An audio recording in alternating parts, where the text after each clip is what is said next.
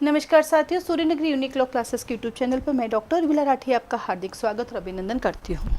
बात कर रहे हैं हम लोग जो 3 साल का ये एक्सपीरियंस मांग रहे हैं, इसको लेके बहुत सारे कन्फ्यूज़न हो रहे हैं। सबसे पहले तो कन्फ्यूज़न होना ही चाहिए, उसमें क्लियर लिखा हुआ है कि 3 साल का जो एक्सपीरियंस है वो आपको एक सर्टिफिकेट देगा। कौन? वकील साहब। कौन से वकील साहब देंगे? जिनके पास 10 साल की वकालत है, यानी उनको एक राइट दिया जाएगा 10 साल की वकालत वाले वकील साहब को कि आप वेरीफाई कर दीजिए कि यस ये उर्मिला राठी है और ये 3 साल की प्रैक्टिशनर है। फिर वकील साहब जब उनके पास उनका जो भी लेटर पैड होगा या फॉर्मेट होगा, या फॉर्मेट जारी नहीं हुआ तो जारी कर देंगे, बार काउंसिल जारी कर देगी, कहीं ना कहीं से वो मिल जाएगा।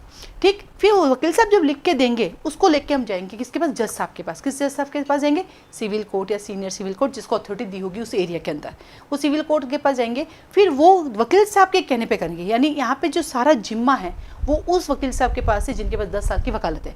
इन द केस वो सर्टिफिकेट झूठा भी हुआ तो जो 10 साल वाले वकील साहब है ना, वो फंसेंगे कि भैया आपने वेरीफाई किया, क्योंकि जज तो फ्री है, जज तो साइन तभी करेगा जब वकील साहब उसको सर्टिफिकेट देंगे।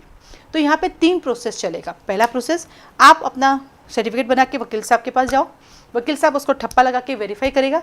वकील साहब के वेरिफिकेशन को जाएगा कहाँ पर? आपके जज साहब के पास। और जज साहब जो सीनियर सिविल कोर्ट होंगे या सिविल कोर्ट होंगे, जो भी अथॉरिटी होगी उस एरिया की, क्योंकि देखो मैं रहती हूँ जोधपुर में, तो यहाँ पे तो डीजे साहब भी बैठते हैं, लेकिन जो डिस्ट्रिक्ट हेडक्वार्टर के छोटे छोटे जगह पे रहता है वहाँ पे तो डीजे साहब तो बैठेंगे नहीं, तो वहाँ पर सिविल कोर्ट बैठेंगे या सीनियर सिविल कोर्ट बैठेंगे, तो उस समय जो अथॉरिटी होगी फिर वो वेरीफाई करेंगे। तो याद रखना, केवल वकील साहब वाला सर्टिफिकेट काम नहीं आएगा, वकील साहब के द्वारा दिया गया सर्टिफिकेट को वेरीफाई किया जाएगा जज साहब के द्वारा, तब वो 3 साल का प्रैक्टिशनर माना जाएगा और आफ्टर देन जो है वो आपका क्या कहते हैं, वेरीफाई होगा। अब आपके सबसे बड़ी लड़ाई चल रही फॉर्मेट क्या है।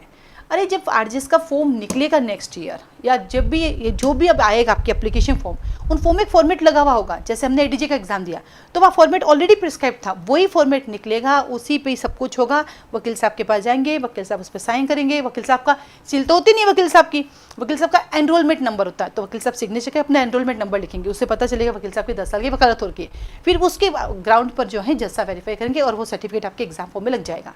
तो अभी कहाँ टेंशन है? अभी देखो छत्तीसगढ़ वालों को जरूरत नहीं है, अभी क्या बोलते हैं गुजरात वालों को जरूरत नहीं है, उत्तराखंड को जरूरत नहीं है, आरजेएस वाले, तो आप लोग तो भी तैयारी करो।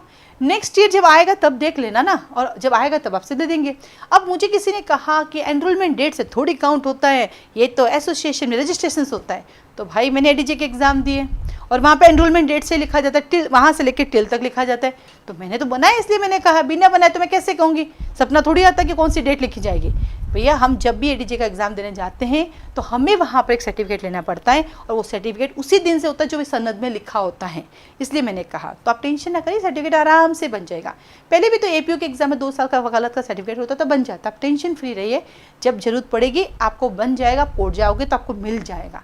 अब बिल्कुल टेंशन फ्री रहिए।